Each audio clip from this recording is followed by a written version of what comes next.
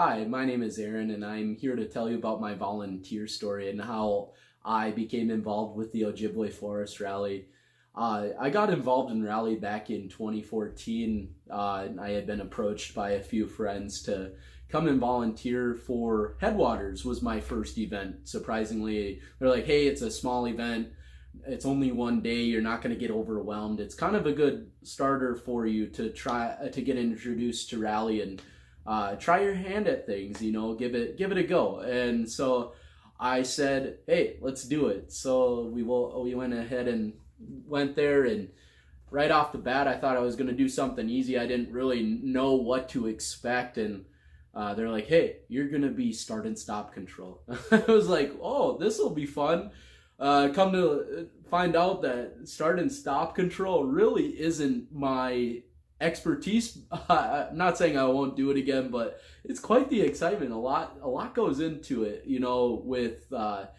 with getting the cars ready and checked in, and then sending them off the line, and then making sure you're logging times as they're coming through the finish line when they're reversing the stage, of course. One of the funny moments that I remember that really stuck out to me was it was the last stage. We were getting ready to send the last car off, and the car approached the line, and the person I was working with accidentally sent the car a little too early. She sent the car, I think it was 2 minutes before they were supposed to send off, because the zero car still hadn't crossed through.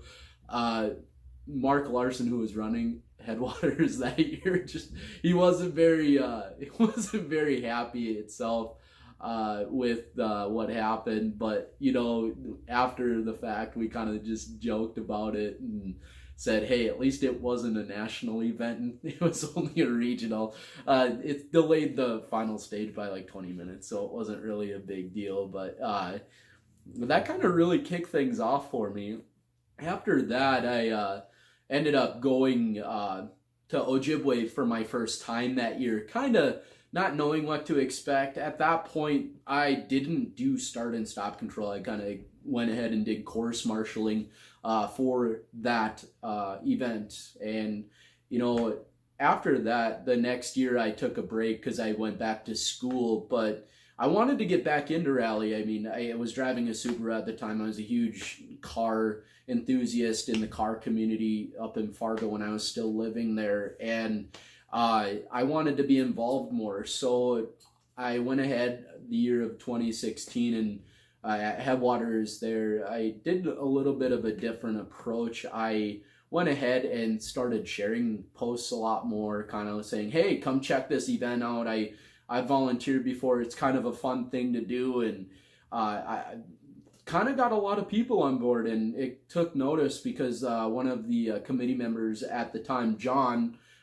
he went ahead and reached out to me via Facebook and said, how would you like to come aboard and be a part of our committee and do something extra? You show a lot of enthusiasm, and I think you have a lot to go forward with the rally, a lot to give back to us, and I think you're a great fit. And I said, I'm more than happy with doing that, and kind of took the bulls by the horn and went there. And that's what really kicked off my rally experience, what really opened my eyes to what rally is truly about and what it means to be a volunteer for the events itself.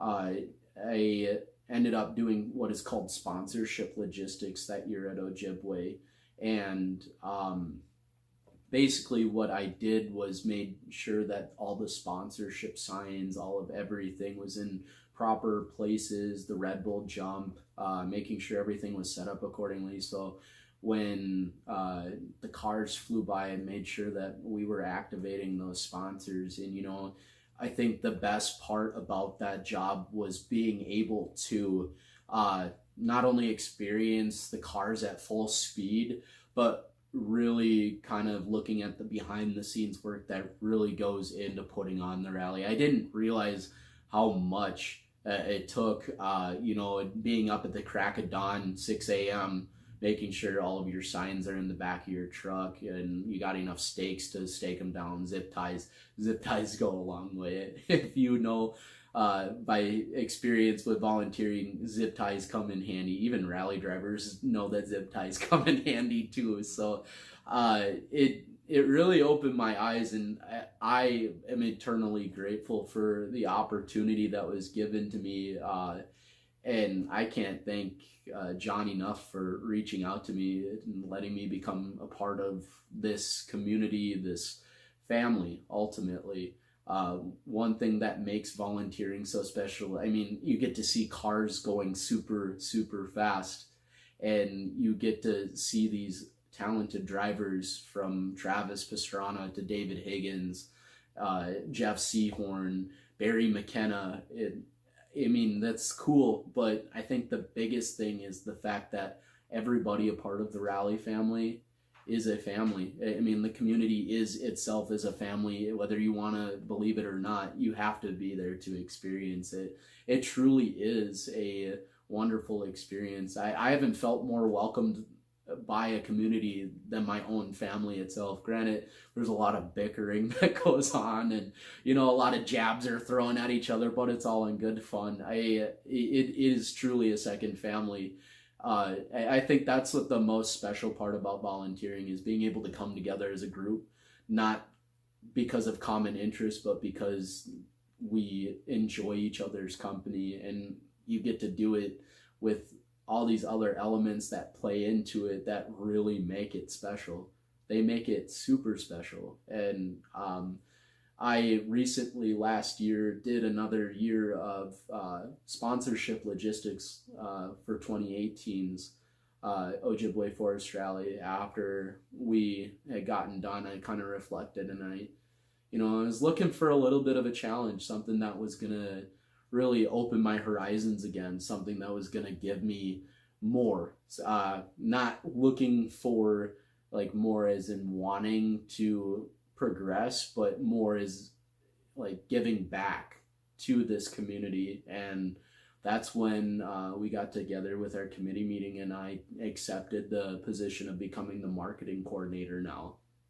So it goes a long way to say that I started my journey back in 2014, and 5 years later, I would never have imagined that I would become the marketing coordinator for the Ojibwe Forest Rally. It really has opened my eyes and my horizons to new possibilities, and I hope you can be a part of that too. That's kind of why we went ahead and started doing these videos, and we came across this idea is like, when do we give back to the people who put on the event?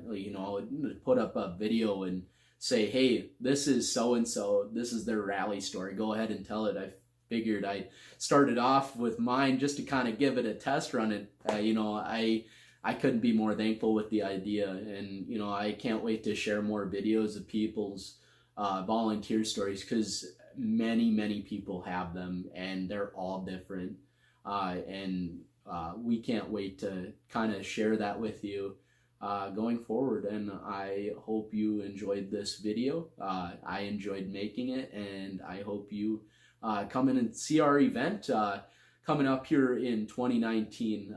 It's big. It's going to be fun, and we have a lot planned. So stay tuned. Keep up on Facebook. Keep up on YouTube. We will be uploading more videos as the event nears, and also Instagram. We are heavily involved on Instagram now too. So like, subscribe, share, check out our Facebook. We'll see you later. Don't forget to check out Headwaters as well. June 1st, it will be right around the corner. So make sure you get signed up and volunteer. Hey, who knows? You could start out, it could be your first event just like mine, and you could end up in my position, or even bigger. You could possibly become the chairman someday. So thanks again for watching, and I hope you have a good rest of your week.